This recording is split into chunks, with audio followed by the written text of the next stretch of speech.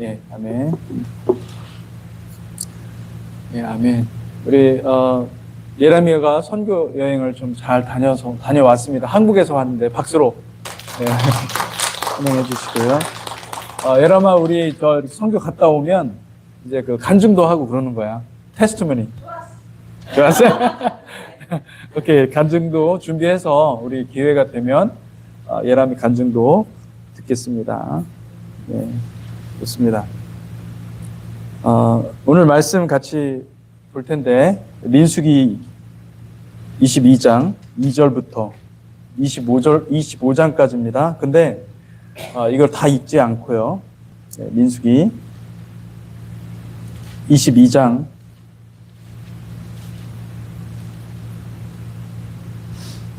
함께 보겠습니다. 민수기 22장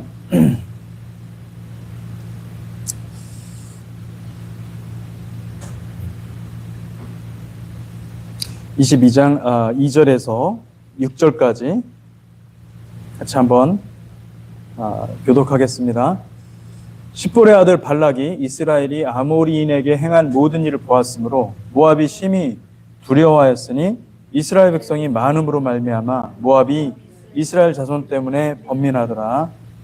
미디안 장로들에게 이르되 이제 이 무리가 소가 밭에 풀을 뜯어먹은 같이 우리 사방에 있는 것을 다 뜯어먹으리로다 하니 그때 십볼의 아들 발락이 모압 왕이었더라. 그가 사신을 부올의 아들 발람의 고향인 강가 부돌에 보내어 발람을 부르게 하여 이르되 보라, 한 민족이 애굽에서 나왔는데 그들이 지면에 덮여서 우리 맞은편에 거주하였고 우리보다 강하니 청하건대 와서 나를 위하여 이 백성을 저주하라. 내가 혹 그들을 쳐서 이겨 이 땅에서 몰아내리라. 그대가 복을 비는 자는 복을 받고 저주하는 자는 저주를 받을 줄을 내가 알미니라. 아멘. 아멘. 아멘. 제가 아까 온라인으로 지금 유튜브 시청하시는 분을 보니까 저를 포함해서 3명이 보고 있더라고요. 온라인으로 실시간 라이브 보시는 분이. 그러니까 혹시 여기 계신 분 중에 보시는 분 계신가요? 없으시죠? 네, 그러면 아마 2명이 온라인으로 또 보시는 것 같아요. 예, 보시는 것 같은데, 일단 온라인으로 보시는 분들에게 정말 감사하다고 말씀드리고 싶고, 온라인으로도 함께 동참해 주셔서 너무나 감사하고 기쁩니다. 여러분, 우리가 토라를 같이 한다는 것은 굉장히 의미가 있습니다. 이 마지막 때에 우리가 이 하나님의 말씀에 가장 중요한 이 토라는 뿌리에 해당하는 거죠. 나무가 있으면은 이 뿌리에서 모든 그 자양분을 다 받아서 이 줄기로 보내서 그 줄기와 그 가지에서 열매를 맺게 하는 것입니다. 그래서 우리가 그 산삼도 뿌리지 않습니까? 그죠? 산삼을 먹어야 몸이 건강하는 것처럼 하나님의 말씀에 가장 중요한 이 토라, 뿌리를 같이 함께 살펴보고 이것을 묵상하는 것 굉장히 여러분들한테 너무나 이 마지막 때에 중요한 일이라는 것을 믿으시기 바랍니다. 아멘. 특별히 이 토라는요, 이 구조가 어떻게 되냐면 창조 이야기부터 해가지고 조금 제가 좀 앞으로 가까이 가겠습니다. 네. 창조 이야기부터 해서 주님이 다시 오시고 메시아의 킹덤을 이루는 그 이야기까지 다 기록이 되어 있습니다. 너무나 그 범위가 우주적이에요. 굉장히 큰 범위를 가지고 있고, 그뿐만 아니라 여러분 창세기를 보잖아요. 창세기 보면 요셉 이야기를 보세요. 한 사람의 개인의 이야기예요. 그런데도 불구하고 그 개인의 이야기 속에 하나님의 뜻이 포함되어 있고 하나님의 뜻이 담겨 있어요. 놀라운 책입니다. 그리고 우리가 오늘 읽는 이 민수기는 이 이스라엘 자손들이 구원을 받아서, 애굽에서부터 구원을 받아서, 다시 말하면 영적으로 말하면 세상에서부터 구원을 받아서 이제 가나안으로 가는 여정에서 광야로 들어간 것입니다. 하나님께서 광야로 그들을 인도하셔서 그 광야에서 여러 가지 일들을 만나는 거죠. 우리 인생도 그렇습니다. 우리 인생도 우리가 예수 믿고 신앙생활 하는 것은 세상에서 일단 먼저 구원을 받아야 돼요. 세상의 죄에서 벗어나야 됩니다. 구원 받아야 됩니다. 그래서 하나님의 말씀으로 양육을 받아야 돼요. 네. 그러니까 민수기를 우리는 통과하고 있는 겁니다. 민수기가 무슨 뜻입니까? 바미드바르, 광야에서. 이 광야라는 말은 미드바르는 말씀이 있는 곳. 우리는 말씀이 있는 곳으로 가는 것입니다. 할렐루야. 네. 말씀이 우리의 삶의 자양분이 되고 뿌리가 되고 우리 삶의 원천이 되기를 주님의 이름으로 축복합니다. 그러니까 나는 말씀으로 살고 말씀으로 죽는다. 이런 어떤 각오, 그게 있어야 될 줄로 믿습니다. 말씀이 심겨진 자들이 하나님께서 그 마지막 때는요, 이 말씀, 견고하게 뿌리를 둔, 그 말씀에 뿌리를 둔 사람들을 하나님께서 사용하십니다. 아멘입니까? 그러니까 여러분 말씀을 사랑하셔야 돼요. 아멘. 말씀을 읽고 말씀이 내 안에 들어와야 돼요. 예, 말씀의 사람이 되시길 바랍니다. 말씀의 사람이 되면 분별력이 생깁니다. 이게 하나님의 뜻이구나. 이건 지금 사탄이 지금 우리를 해하려고 하는구나. 이제 내가 지금 이때 우리가 기도해야 되겠구나. 이런 어떤 분별력과 하나님의 마음을 알게 되는 거예요. 할렐루야. 아멘. 말씀이 없잖아요. 내 마음에 말씀이 없으면은요, 아파르가 되는 거예요. 재같이, 흩날리는 재같이, 그냥 덧없이 그냥 다 사라져갈 그런 존재가 되는 것이죠. 여러분, 말씀을 사모하시고, 말씀을 다려먹고, 우려먹고, 삶아먹고, 그때 말씀 속에 살아야 되겠다. 마지막 때 말씀 위에 굳건히 서는 저와 여러분들이 되시기를 축복합니다. 아멘. 제가 이렇게 돌이켜 보니까, 마지막 때 하나님께서 우리 교회에게도 그런 일들을 보여주신 것 같아요.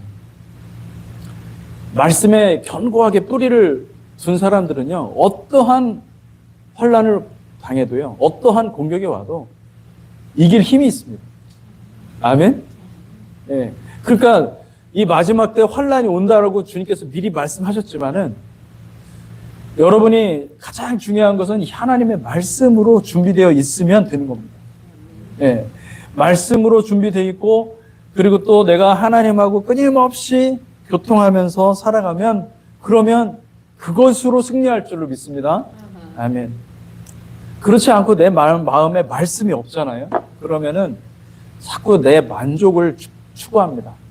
내가 원하는 게 있어요. 말씀이 내가 사실은 말씀밖에는 없는 건데, 말씀을 내가 원해야 하고 말씀을 사모해야 되는 건데, 말씀을 사모하지 않고 내가 원하는 것이 있어요. 그거 말고, 목사님 그거 말고 다른 걸 달라는 거예요. 내 영혼을 만족시켜 주십시오. 여러분, 말씀 외에 다른 것들이 들어오면 그때는 잠깐 좋을 수는 있어요. 여러분, 잠깐. 그렇지만 여러분들의 영혼을 만족시키지 않습니다.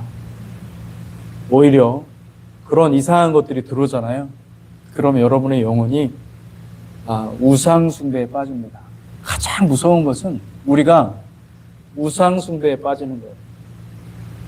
나도 모르게 내가 만든 하나님이 내 안에 있어요. 하나님은 내가 사실은 항상 엎드려야 되는 분이고, 하나님은 내가 항상 두려워해야 되는 분이고, 하나님의 뜻을 항상 물어봐야 되는 분인데, 내가 내 안에 내가 만든 하나님이 있잖아요.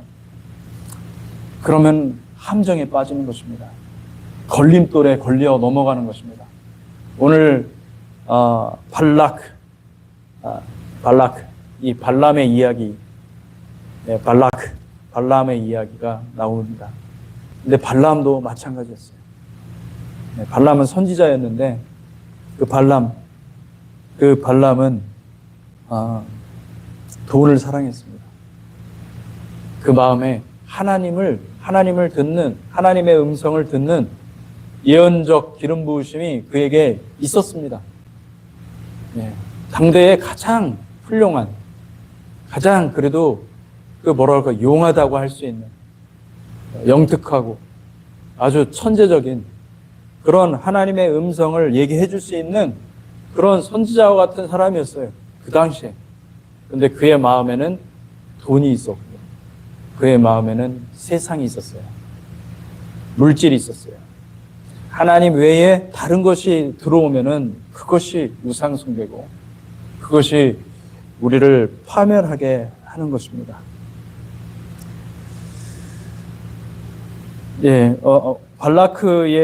발라크는요, 발라크에 대해서 우리 들어가기 전에 제가 여러분들하고 같이 몇 가지 좀 더 나누고 싶은 이야기가 있습니다. 그 이야기는 우리 요한계시록 7장 말씀입니다. 요한계시록 7장.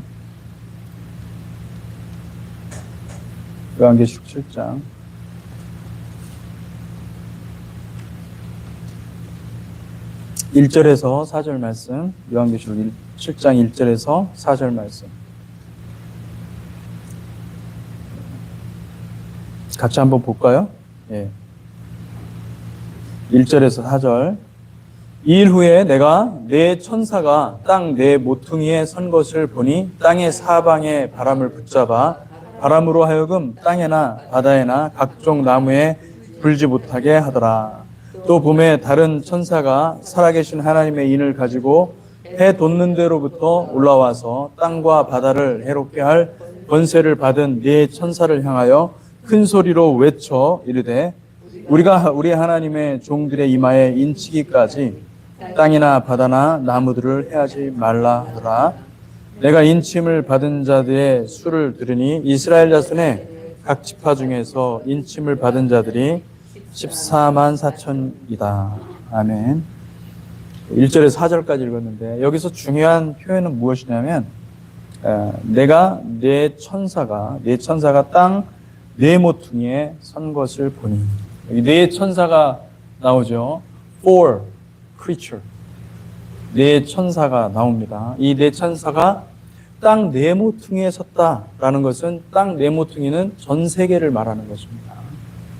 이 온 땅을 가리키는 것이죠. 그렇다고 한다면 이 네 천사는 특별한 임무를 가지고 있는 천사들인데 이 천사들이 하는 일을 보니까 땅의 사방에 바람을 붙잡아, 바람은 영입니다. 영. 히브리어로 루아흐가 바람이에요. 그래서 땅의 사방에 바람을 붙잡아, 이 영은 어떤 영일까요? 이 영은 심판의 영입니다. 심판의 영.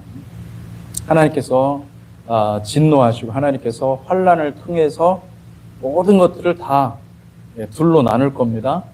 하나님의 택한 백성들과 또 곡간에 들여서 풍성하게 쌓아둘 그 곡식과 알곡들과 그리고 또 불못에 던져서 다 태워버릴 가라지들, 그리고 또 거짓된 그런 씨앗들을 전부 다 나눠서, 둘로 나눠서 하나님께서 심판하신다.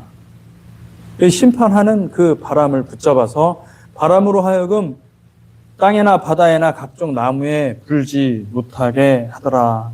또 봄에 다른 천사가 살아계신 하나님의 인을 가지고 해 돋는 데로부터 올라와서, 여기 해 돋는 데로부터 이 표현을 기억하셔야 됩니다. 이 해 돋는 데로부터라는 말은 요한계시록 16장에서 보면은 동쪽에서, 동방에서부터라는 말이 나오죠. 똑같은 말입니다. 해 돋는 데서부터 올라와서, 다시 말하면 이 해 돋는 데부터를 히브리어 말로 바꾸면은 케뎀으로부터, 미케뎀. 하나님께서 에덴 동산을 만드실 때 어디에다가 에덴 동산을 만들었냐면 바로 해 돋는 데로부터 미케뎀. 이 미케뎀의 뜻을 또 다른 뜻을 찾아보면은 이 케뎀이라는 말은 이 동쪽이라는 뜻도 있지만은 맨 처음이라는 뜻도 있습니다. 태초라는 뜻이 있습니다. 태고라는 뜻이 있습니다. 왜냐하면은 동서남북 할 때 제일 먼저 뭐부터 얘기하죠? 동부터 얘기해요.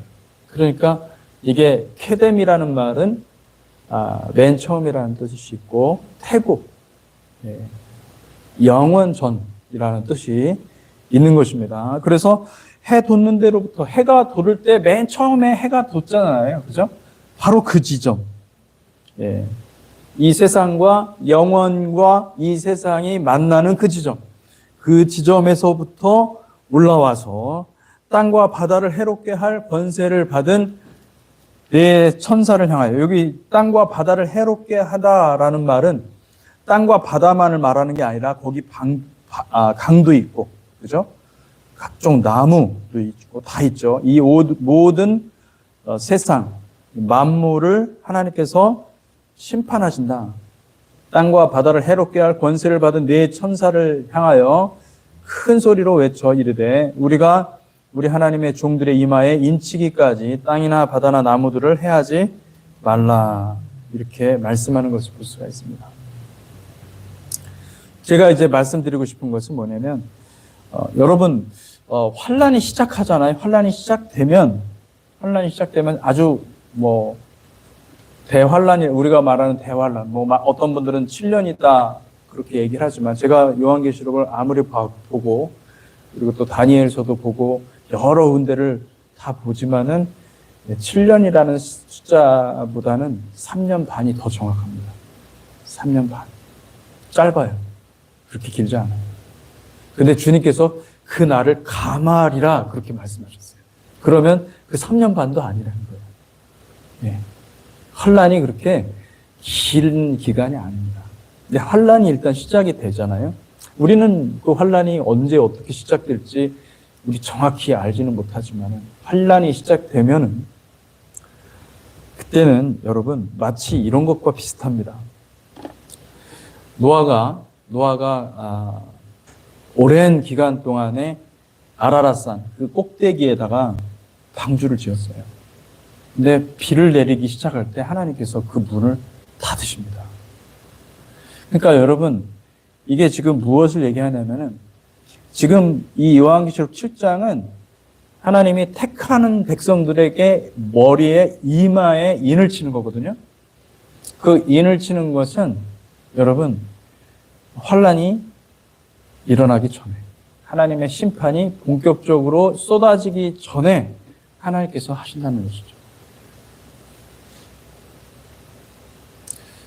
마지막 때를 알고 마지막 때가 임할 것을 알고 준비하는 자들에게 하나님께서 그 이마에 하나님의 인을 친다는 것입니다. 여러분 마지막 때가 왔다라는 것을 아는 사람들은 많은데 준비하는 사람들이 없는 거예요. 준비하는 사람들이 없는 거예요. 마치 그런 거죠. 노아가 심판을 선포했어요. 백성들한테 심판을 다 선포했는데 백성들은 놀고 먹으면서 아니 이런 말은 하늘에 무슨 날벼락 같은 말이냐, 무슨 홍수가, 노아 미쳤다고 얘기하는 거예요. 하나님 심판하시지, 하나님은 하나님이시니까. 그런데 자기 때에는 오지 않는다라고 생각을 하는 거죠. 여러분 마지막 때입니다. 지금 언제 주님이 오신다 하더라도 전혀 이상할 것 없는 그런 마지막 때를 저와 여러분들이 살아가고 있어요. 그러면 과연 준비되어 있느냐는 거죠. 우리 스스로에게 한번 물어봐야 돼요. 그러면 준비되어 있는가? 그리고 가만 생각해 보니까 이 마지막 때 구원받을 사람들이 우리만이어야 되겠는가? 우리가 사랑하는 주변의 많은 사람들이 만약에 이 마지막 때에 환란이 임해서 심판을 당할 때 그들이 만약에 이 급류에 휩쓸려서 이 미혹의 급류에 휩쓸려서 그냥 사람들이 다 떠나가는 그런 때가 올 텐데 그때가 오기 전에 빨리 우리가 복음을 전해야 되지 않겠는가? 여러분 복음을 전합시다. 아멘. 한 사람이라도 구원을 해야 됩니다. 한 사람이라도 구원을 하고 같이 천국에 가야 되지 않겠습니까? 아멘. 여러분 한 사람이라도 구원 얻는 그런 일들이 일어나기를 주님의 이름으로 축복합니다. 아멘. 그래서 그런 일들이 일어나고 그리고 심판이 일어나기 시작하면 이 환란이 이제 일어나잖아요. 그러면은 그때는 여러분 미혹의 강물이 어마어마하게 강력한 미혹이요. 전 세계를 다 감을 것입니다.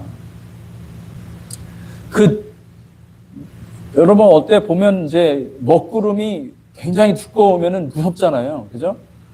근데 거의 그 미혹의 먹구름이 전 세계를 다 장악할 겁니다. 네. 여러분들이 예수를 믿는 것이 쉽지 않은 때가 올 겁니다. 예수를 정말로 제대로 믿으면은요, 쉽지 않은 때, 그때를 통과하게 될 겁니다. 그 대환란의 때가 저는 개인적으로 생각할 때 머지 않았다고 봅니다. 그런 날이 언제 올지는 우리가 정확히 그 날을 알 수가 없죠. 그렇지만은 한국을 보세요. 여러분 한국 보면서 어떤 생각을 하십니까? 모르겠어요. 저는 하나님께서 대한민국을 미리 맛보기 해주시는 것 같아요. 네. 적그리스도의 맛을 한번 봐라. 그래가지고 아주 온갖 불합리한 모든 그 추악한 일들을 다 경험하게 하는 거죠. 하나님의 마음은 이렇게 중한 환난 가운데서도 교회를 흔드시면서 깨우시는 그 하나님의 마음을 듣고 일어나는 자들은 하나님이 사용하실 것입니다. 할렐루야. 네. 그런 이렇게 중한 환난이 있는데도 불구하고 그들이 깨어나지 못한다? 소망이 없어요. 소망이 없어요. 여러분 소망 없는 길을 가지 마시고 소망을 붙들고 승리하는 저와 여러분들이 되시기를 축복합니다. 아멘. 이 발람이라는 말이 굉장히 중요한 말입니다.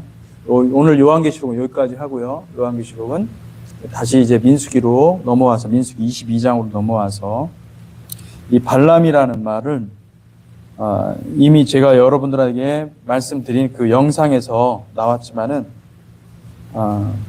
이 발람이라는 말은 발라라는 말에서 왔습니다. 발라라는 말은 가장 흔하게는 어떻게 사용되냐면은 발라라는 말은 파괴하다, 개걸스럽게 먹다, 삼키다 이런 뜻입니다. 완전히 다 잘라서 다 먹어치우는 것을 말하는 것이죠. 파괴하다, 발라라는 말이. 거기다가 발라 플러스 무엇이 되어 있냐면 암이에요. 백성. 그러니까 백성을 파괴하는 자, 백성을 잡아먹는 자, 백성을 갉아먹는 자. 이게 뭘까요? 이게 적그리스도예요. 적그리스도. 발람이라는 말. 적그리스도. 적그리스도의 미혹의 짐승의 미혹이라는 것을 볼 수가 있습니다. 발람이라는 말이 그렇게 우리가 해석할 수가 있고, 또 이 발람이라는 말을 또 다르게 그 히브리어를 이 한 글자 한 글자 그 결합된 것을 한번 분해해서 보면 이 발람이라는 말은 뭐냐면 발라라는 말에 발라는 쓸모없게 되다, 쇠퇴하다, 다 써버리다, 소모하다, 죄가 돼버리다, 아무런 의미가 없이 소망이 없어지는 상태, 이것을 발라라고 얘기를 합니다. 발라. 그리고 이제 백성이 암이니까 백성이 소모되게 하는 자, 백성을 쇠퇴하게 하는 자, 백성을 아무 쓸모없게 만드는 자라는 뜻으로 볼 수가 있습니다. 이 발람이라는 선지자의 이름이 그렇게 히브리어로 해석이 될 수 있다는 것이죠. 놀랍게도 이 발람이라는 말은 요한계시록에 등장을 합니다. 요한계시록을 한번 찾아보겠습니다. 요한계시록에 발람이라는 말은 요한계시록 2장 14절 말씀. 요한계시록 2장 14절 말씀. 14장 15장 5절 2장 14절 15절 같이 한번 읽어보겠습니다. 시작. 그러나 내게 두어 가지 책망할 것이 있나니 거기 내게 발람의 교훈을 지키는 자들이 있도다. 발람이 발락을 가르쳐 이스라엘 자손 앞에 걸림돌을 놓아 우상의 제물을 먹게 하였고 또 행음하게 하였느니라. 이와 같이 내게도 니골라 당의 교훈을 지키는 자들이 있도다. 니골라 당이라는 말이 우리가 지난번 영상 보내드린 영상에도 나와 있지만은 사실은 이 말이 같은 말입니다. 발람이라는 뜻이, 니골라 당은 발람의 또 다른 말이라고 할 수가 있는 거죠. 발람이 이 마지막 때에 발람의 교훈을 지키는 자들이 있다. 발람이 어떤 일을 했습니까? 발람은요, 돈을 사랑해서 발락에게 이스라엘 백성들이 타락할 수 있는 방법을 가르쳐 줬어요. 네. 발람은 그러니까 사람을 저주하고 사람을 파멸시키는 방법을 아는 사람인 거예요. 누가 파멸에 이르는가? 누가 자기를 파멸시키는가? 그것은요, 내 안에 하나님의 말씀이 없고 말씀대로 살고자 하는 그런 중심이 없고 발람의 교훈이 있어서, 이 사단의 그 거짓말이 있어서 그 거짓말에 잘 넘어가면 여러분 반드시 파멸합니다. 마지막 때에 발람의 교훈을 따르는 사람들이 있다고 그래요. 제가 이 말씀을 묵상하면서 그런 생각을 했습니다. 여러분, 이 마지막 때에 부자 안 된 거 감사하시기 바랍니다. 돈을 사랑하잖아요. 돈이 너무 많아져서 돈이 여러분의 영혼을 잡아먹을 수도 있어요. 하나님이 여러분에게 11조 하라는 것은 무엇이냐면, 여러분 11조를 함으로써 돈의 주권이 누구에게 있습니까? 하나님께 있다. 고백하는 거예요. 여러분을 위해서 하는 겁니다. 진짜로. 근데 11조 하라는 명령을, 주님의 명령이거든요. 11조는 명령인데 이거를 안 지키잖아요. 그러면 나는 돈을 사랑하는 거예요. 사실 가만히 생각해보면 내가 하나님을 사랑하는 게 아니라 돈을 사랑하는 거예요. 돈을 기대하는 거예요. 돈을 의지하는 거예요. 돈이 있어야 살죠. 돈이 있어야.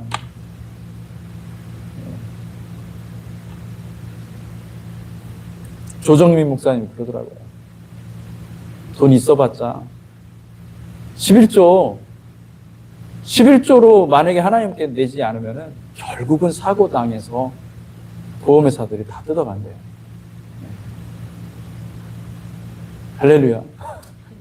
누군가에겐 다 뜯어간다는 거예요. 사기 당해서 뜯어간든지 큰 값, 오히려 더 힘들어진다는 거예요. 그럴 바에는 하나님 앞에 하나님께 드리라는 거예요.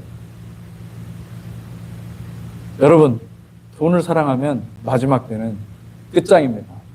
아무리 여러분 신앙생활 아무리 잘해도 발람의 교훈을 따르는 가장 확실한 방법, 그래서 돈을 사랑하는 거예요. 돈을 강물에다 던지시기를 주님의 이름으로 축복합니다. 아멘. 하나님의 나라에 던지세요. 하나님 나라에 사용하도록 여러분 돈 벌어서 뭐 합니까? 하나님께 드리는 거죠. 할렐루야. 근데 돈을 벌 때 여러분 목적을 가지고 돈을 버셔요. 그리고 그 목적을 약속한 거를 하나님 앞에 다 드리세요. 나는 없습니다. 나는 이 땅에 올 때 아무것도 무일푼으로 왔고 갈 때도 무일푼으로 갈 텐데 내가 다 그냥 하나님께 다 드리고 가게 해 주시옵소서. 할렐루야. 아멘. 그렇게 기도하세요. 쌓아놓으면요, 그거 여러분에게 은근히 여러분은 그 쌓아놓은 그것 때문에 내가 그게 있어서 여러분 종이 조각밖에 안 돼. 숫자에 불과합니다. 그냥 하나님이 됐다 그러면은 여러분 가야 돼요. 하나님을 정말 사랑합니까? 아니면 돈을 사랑합니까? 하나님을 사랑하는 저와 여러분들이 되시기를 축복합니다. 아멘. 그래서 여러분 이 발람이라는 말이 그런 뜻이라는 것을 기억하고 이 발람이 이제 강하게 역사하는 때가 올 것입니다. 저는 우리 교회를 가만히 묵상하면서 하나님께 감사해요. 왜냐하면 하나님은 우리 교회를 정결케 하시는 것 같아요. 깨끗게 하시는 것 같아요. 깨끗한 자는 더 깨끗하게 하시는 것 같아요. 더 두려움, 하나님이 너무나 거룩하신 분이라는 걸 알게 하시고 그것을 깨닫게 해주시는 것이 너무나 감사하고, 그리고 또 정결해질수록 하나님은 또 하나님께서 귀하게 여기시기 때문에, 그 공동체를 귀하게 여기시기 때문에 하나님의 축복이 임하는 것을 믿으시기 바랍니다. 아멘. 그래서 바깥에서 여러분 교회에 대해서 어떤 이야기가 들리는지는 모르겠지만은 그런 어떤 부정적인 이야기를 할지라도 하나님은, 여러분 기억하세요. 그런 것들이 사단의 이야기들이, 사단이 뿌려놓은 그런 이야기들이 또 일을 하지만은 여러분 우리가 하나님 앞에 정결케 되잖아요. 그러면은 하나님이 일하시는 것을 보게 됩니다. 아멘. 그래서 여러분 더 겸손하게, 더 정결하게, 더 거룩하게 하나님 앞에 나아가시기를 축복합니다. 아멘. 이 발락이라는 말은 황폐하게 하다, 약탈하다, 비우다 이런 뜻이 있습니다. 완전히 공허하게 하다, 절망 가운데 빠지게 하다, 소망이라는 게 일도 없도록 만들어버리다라는 뜻입니다. 굉장히 잔인한 말이죠. 발락. 그런데 이게 황폐하게 하다, 파괴하다. 여러분 그 아바돈이라는 말이 있잖아요. 요한계시록 9장에 보면은 무저갱에 사자가 있으니 그 이름이 누구라고요? 아바돈. 근데 아바돈이 무슨 뜻인지 아십니까? 파괴자예요. 발라크예요. 파괴자. 그러니까 발람과 발락이 이 민수기 22장에서 25장 사이에 나왔다는 것은 무엇이냐면요, 이 마지막 때, 다시 말하면 가나안으로 들어가는 그 킹덤으로 넘어가는 그 정확한 그 타이밍에 이 두 대적자, 이 발람은 거짓 선지자고 발락은 짐승을 대변하는 것이죠. 발락과 발람이 있어서 수많은 사람들을 넘어뜨리는 거예요. 수많은 사람들을 우상숭배에 빠지게 하고, 수많은 사람들을 하나님을 사랑하는 것이 아니라 이 세상의 어떤 욕망, 세상의 욕망을 향해서 치닫게 하는 거예요. 여러분, 정신 똑바로 차려야 되는 것은 지금이 마지막 때라는 거예요. 지금. 빨리 돌이키시기를 주님의 이름으로 축복합니다. 아멘. 돌이키십시오.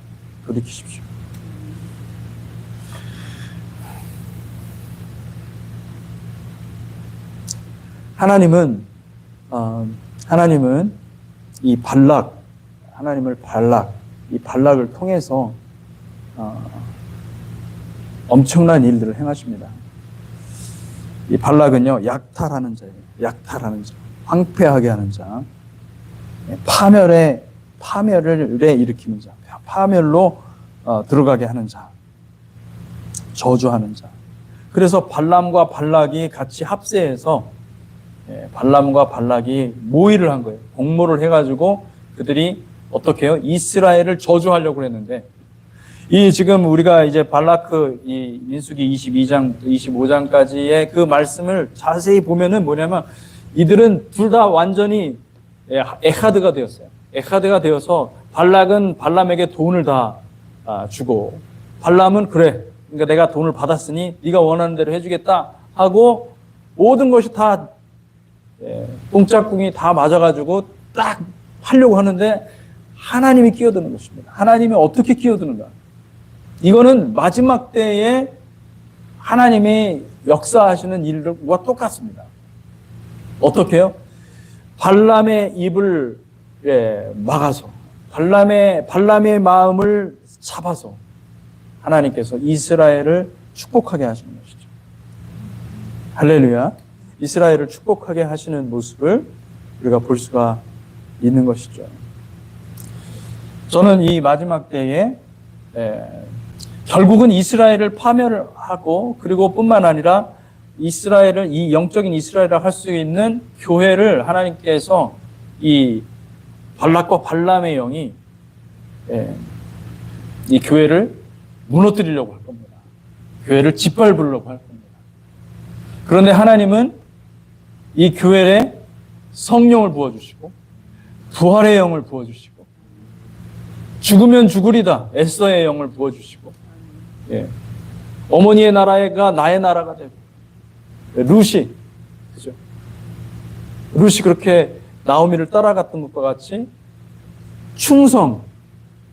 충성스러운 마음을 하나님이 부어주셔서 이 교회가 이제 더 이상의 어떤 그냥 뭐 어린아이가 그냥 뭐 철없는 어린아이가 그렇게 땡깡 부리는 그런 식의 공동체가 아니고 머추러한 완전한 자 신부가 될 줄로 믿습니다. 아멘. 그래서 그렇게 바꿔가신다는 얘기를 하나님께서 하고 계시는 것이죠. 제가 이제 오늘 아침에도 디모데전서 2장 말씀 1절에서 15절까지 말씀하면서 사실은 저는 이제 그 디모데전서의 그 어떤 그 남자와 여자 여러분 남자와 여자 그거 굉장히 사실은 학자들 사이에서도 성경학자들 사이에서도 문제가 많은 겁니다. 그 본문 때문에 여성 한 수를 주냐 마냐 이게 지금 논쟁이 거기서 나온 거예요. 여러분 여성 한 수를 해야 됩니까 말아야 됩니까? 안 해야 됩니까? 그 문자 그대로 보면은 바울이 그렇게 얘기했으니 그죠? 여자는 1절 순종하라 이렇게 얘기를 했으니 그러면서 뭐 여자가 먼저 타락했고 남자가 이렇게 그런 얘기까지 하니 이제 다 그렇게 생각을 하는데 저는 이제 어제 말씀을 준비하면서 기도하면서 그러면서 하나님이 가르쳐 주신 거는 뭐냐면은 바울이 여성의 인권을 굉장히 사랑하는 사람이었습니다. 존중하는 사람이었습니다. 근데 이건 지금 무슨 얘기를 하냐면은 교회 질서 얘기를 하는 거예요. 그 앞에 바울의 사도권, 나는 사도다. 그 얘기를 하고 이 얘기를 하는 거거든요. 말씀을 가르치고 말씀을 전하고 말씀을 강해하는 자는 사도들이 하는 게 마땅하고 그리고 너희는 교회니까 여자들은 남자가 말씀을 전하는 것이고 여자들은 순종을 배워야 된다. 교회는 마땅히 우리가 교회 공동체는 마땅히 순종을 배워야 된다. 순종을 배우고 그것이 말씀을 받는 거예요. 말씀은 씨앗이잖아요. 말씀은 씨앗입니다. 할렐루야. 말씀을 받아서 내가 열매를 내는 이 열매는 뭐예요? 순종이에요. 열매는 순종이에요. 내가 말씀을 받았으니 순종으로 하나님 앞에 올려드리는 것이 마땅하지 않겠느냐 이 얘기를 하는 것입니다. 할렐루야.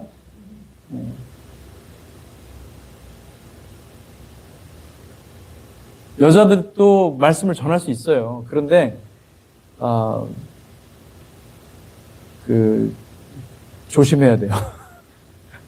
조심해야 돼요.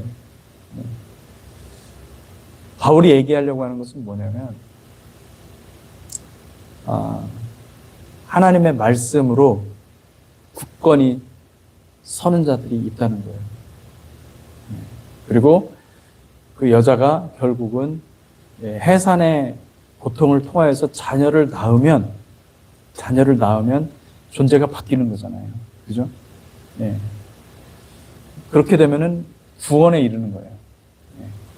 우리도 마찬가지입니다. 교회는 여러분 어쨌든 자녀를 낳아야 됩니다. 여러분 생명을 낳읍시다. 할렐루야. 생명을 낳는 저와 여러분들이 되시기를 축복합니다. 아멘. 그래서 여러분 한번 생각을 해보십시오. 네. 우리 주변에 그런 생각을 합니다. 여기 나오시는 분들만 교인이 아니에요. 사실은 여러분들이 삶의 상황에서 가까이 있는 사람들, 여러분들이 대하면서 자주 만나는 모든 사람들은 여러분들이 그들에게 비출 수 있는 여러분들에게는 특별한 부르심이 있는데 하나님의 얼굴을 그들을 향해서 비춰줘야 되는 것이죠. 아멘? 그러니까 그들은 잠정적으로 우리의 교인인 거예요. 우리의 성도님들이에요. 우리가 하나님의 어떠함을 보여줘야 돼요. 예, 하나님이 아름다우시고 하나님이 선하시고 하나님의 위대하심을 나타내야 돼요. 일부러 내가 어떤 퍼포먼스를 통해서 내가 그렇지 않은데 그런 것처럼 하는 것은 그건 위선이고 가식이에요. 근데 내 영이 하나님의 말씀으로 인해서 바뀌고 내 운명이 바뀌었어요. 너무너무 기뻐요. 할렐루야. 그러니까 내가 이걸 전하지 않을 수가 없는 거죠. 그러면 자꾸 사람들에게 무엇을 얘기합니까? 예수님을 얘기하게 되고 예수님 믿어야 된다. 할렐루야. 예수 믿으라고 전도하시는 저와 여러분들이 되시기를 축복합니다. 그래서 전도를 해서 그들이 주님께로 돌아오도록 주님께로 돌아와서 그것이 순종의 열매죠. 그 열매를 통하여서 하나님께서 기뻐 받으시는 것입니다. 그런 일들이 일어나기를 축복합니다. 아멘. 예, 그래서 이 발락이라는 말 그리고 발람이라는 말 같이 살펴보았습니다. 이 발람은 백성을 삼키는 자, 그리고 발락은 황폐하게 하는 자.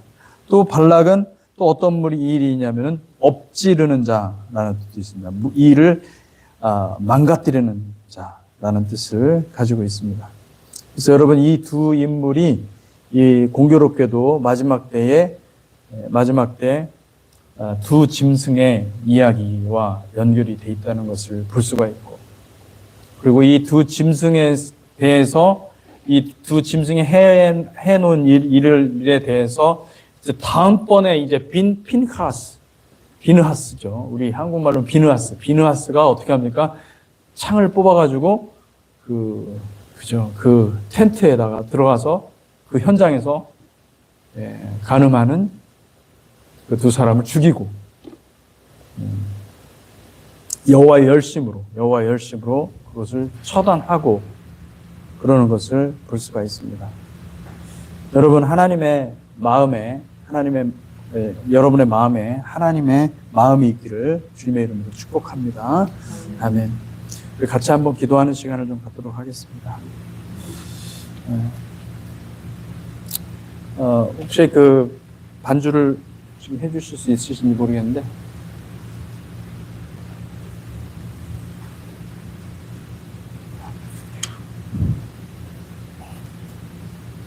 이거 있으니까요. 제가 한번 볼게요. 이게 되는지.